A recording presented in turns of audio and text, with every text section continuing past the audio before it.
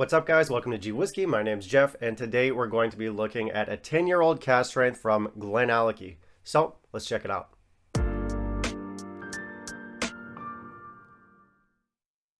Glenallachie isn't exactly a new distillery, nor is it a very old distillery. They opened in 1967, and for the longest time, they were only used for blends. They were owned by Chivas, and Chivas would use them to produce single malts that almost exclusively went into blends. So that meant people didn't really know about the brand. They didn't really talk about the brand. It wasn't sort of being discussed in whiskey circles whatsoever. It just kind of was off the radar altogether. And that changed. In 2016, the brand was bought out by a guy named Billy Walker and some of his investor friends. Billy Walker's kind of a big name in the whiskey industry. He used to work for Benriach and Glendronach. He's known for making like really strongly sherried whiskeys or a lot of finished whiskeys. He plays around with casks a lot, and he's got quite a following in the whiskey industry. So when he made the big move over to Glenallachie, a lot of people got really excited about what he was going to do there. In 2018, they came out with their first core range. I think it was like a 12, a 15, and an 18. I'm not sure. But only 2 years after they bought out the distillery, so pretty quick. Soon after that, you had your 10-year-old. There was batch 1, batch 2. We're now at batch 4. What I've got here is batch 3. Now, the way it seems to go with these is that the more recent ones seem to be darker and more sherried. The older ones are a little bit lighter, I suppose more bourbon influenced. So it seems to be that they're taking it in a very specific direction. So far, the best received one is the batch 4. A lot of reviewers last year from 2020 were saying how great it was, and some of them put it on their, top whiskeys of 2020 type stuff. So really well regarded. A lot of people in the whiskey community are really digging it. It's both affordable and very rich and sherried, apparently. Batch 3, also well reviewed, although to a lesser extent. People don't talk about it quite as much. That's all I could find in Taiwan, even though the batch 4 has been out for a little while now. I looked around, and a lot of my local stores only carry batch 3. So I figured, all right, batch 3, still well regarded. Let's give it a go. Now, of course, presentation doesn't matter. What matters is in the bottle. Yeah. But I certainly noticed marketing. I noticed nice bottles, and I also noticed bottles that I don't love. This is the latter. This looks, to me, kind of tacky. You have this kind of like green theme with soapstone background. This font does me in. I know it's not the same font as the Flintstones logo, but I definitely get Flintstones vibes from this. It's a weird look. Not a bottle I love, not a look that I love, but hey, Stones are great, and Flintstones, that's a good show. It's a real good show. But yeah, no, it's not a handsome bottle. I don't love the look of this. I'm gonna give this 1 Jensen out of 5 Ackles. It's not great. Anyway, looks aside, let's give this a try.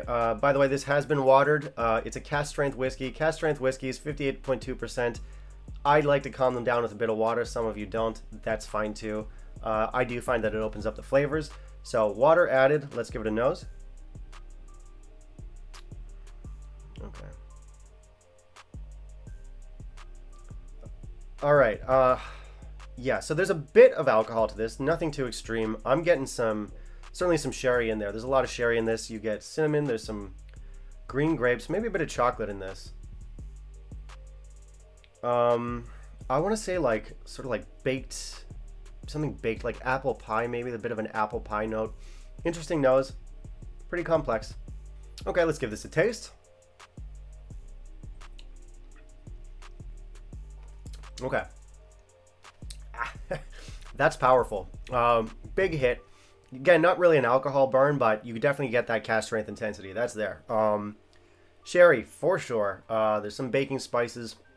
I'm getting citrus notes, like maybe, not lemon, maybe more in the direction of orange. So yeah, we got an orange note, baking spices, there's some brown sugar in here, some chocolate in here. Big and bold. All right, so let's finish this off. Not finish this off. Let's check the finish. Oh, that's big. Yeah, so this is a big finish. Again, cask strength, you definitely get that intensity. Follows through from the palate. Baking spices, apple pie, brown sugar, salted caramel. Big, intense, long. This is a long finish.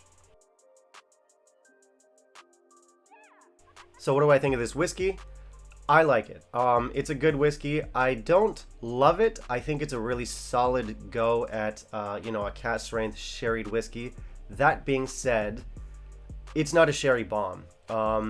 Maybe it's my fault. I kind of expected it would be or hoped it would be. I thought I might be getting something along the lines of like Aberlour, Abunad, whatever. Or like a Tamdu batch strength. One of these really rich, like dark, brooding sherry bombs, a sherry monster.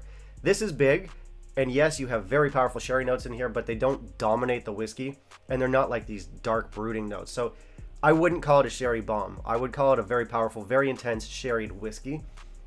I mean, there's a difference. But yeah, it's good.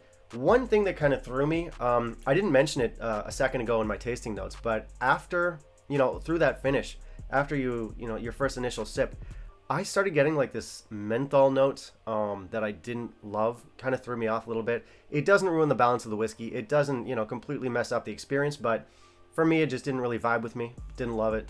Beyond that, it is good juice. I'll give it 85.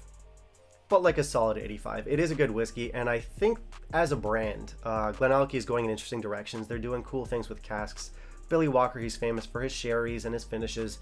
So I think, you know, we do have to keep in mind that it was only 2016 that the brand got bought out. Whiskey takes time to develop. It takes time for our casks to work their magic. And I think as time goes on, we're going to see a little bit more of what they plan on accomplishing with the brand. So far, so good. As we know, these batches with each release get darker and darker. The same is true with the 12. I remember the initial 12 that came out a few years back was a little bit lighter, a little bit rough around the edges. I didn't love it at the time, but if you see a modern 12 on the shelves, it's going to be a lot darker. It's going to be a lot richer. It is something that I would recommend. I mean, if you see the new 12s, completely different whiskey from what it used to be. And that's a good thing. They're going in cool directions. They're taking their whiskeys in more of a sherried, fruitier direction. Fruitier direction. But yeah, I like what they're doing, and I hope they keep it up. It's definitely a brand that I want to keep my eyes on. Alright, that's it for me today, guys. Thank you very much for watching. As usual, please leave a comment down below. Let me know what you're drinking. Let me know if you've tried this guy. Did you like it? Did you not like it? Tell me why. Smash the like, and stay tuned for our next video. Bye-bye.